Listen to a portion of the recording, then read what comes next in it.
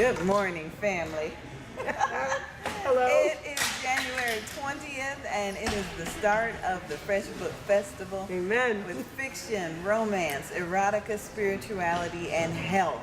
And I think we have all that wrapped up in Dr. Ruth. Oh, Good my. morning, Doc. Good morning, everybody.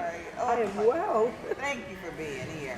All right, tell us about this first book, Finding Humor in Grief. Tell me about this. Well, I was 45 years married to my one true love. We got married at 19, and when he passed, I was just devastated. And after 45 years, I truly didn't know what to do. I wrote Finding Humor in Grief because everything I touched turned humorous, and I realized that was actually a way back. Oh my goodness. I love this book cover too. It's absolutely, and it won some literary awards. I did. Royal Palm, Florida Writers Association, and the President's Book Award winner. Yep, for Florida. Congratulations. Yep, 2 gold medals. Congratulations. Okay, so tell me about the next one. Well, I'm 5.5 years a widow, but when I was 4 years a widow, out of nowhere, suddenly I had all these men interested in me. Oh, well, yeah. And I was still like 19. I was like, what do I know about a pickup line?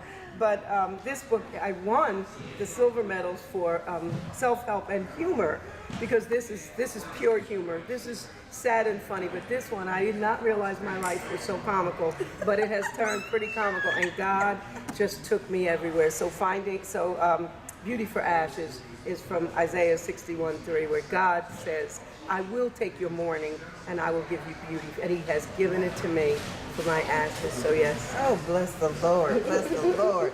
I love this one. I'm ready to take this one and just sort through it. Beauty for Ashes is Dr. Ruth's story of how she has managed her personal, professional, romantic, and spiritual life over the 4 years since becoming a widow. Wow. 45 years of marriage, I tell you. That's something, isn't it? Wow, my goodness. Okay, now this one, Hoodless Clan. Well, this is quite a book, and you see the big cross on the front. I was a charter school principal in another state in a very affluent community, about 1,000 kids, 150 staff. I was an administrator for almost my whole career of 43 years, but I ran into some very wealthy racists who looked me dead in the eye and did not want the minority kids to be in any advantageous positions with their kids. So I call this Hoodless Clan because I remember remarking to my husband, who was still alive then, these guys don't even wear hoods. And just like that, we were 90 pages into the writing of this story, and we said Hoodless Clan, and that's where that came from. But the beauty of this is my husband put me on a path to writing with this. He said, honey, write what you're feeling about. This is like bells and whistles and the helicopters overhead. They're so dramatic. But I stood my ground. I stood in the gap. Yes. And the day that we heard from the only publisher we sent this to, they were pleased to take my manuscript. He died. And so he knew every word of this book, but he never got to see me as a published author. And then so from there, I wrote these other two. And the next thing I knew, I said to God, what do you want me to do with me?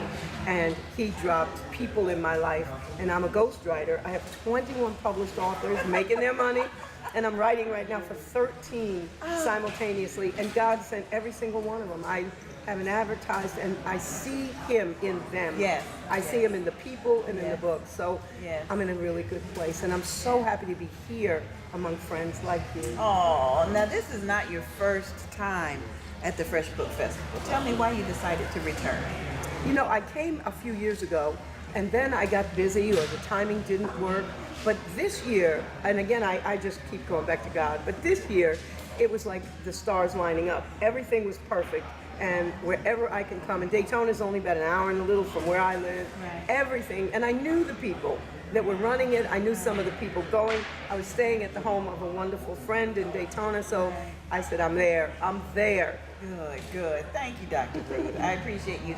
Now tell everybody how they can get in touch with you if they want you to ghostwrite or come and speak at their event. What's your contact information? Oh, yes, thank you. And I do go to churches, and I've been to hospice for this book, and I've been everywhere for this book. So Black History Month, if you need me to speak, WR Baskerville at AOL.com is probably the easiest, wrbaskerville@aol.com, and I get back to people pretty much within 24 hours. Oh, that's a blessing. Here you Thank go, you. Doc. Let me squeeze on you for a minute. Thank you so much. I appreciate you.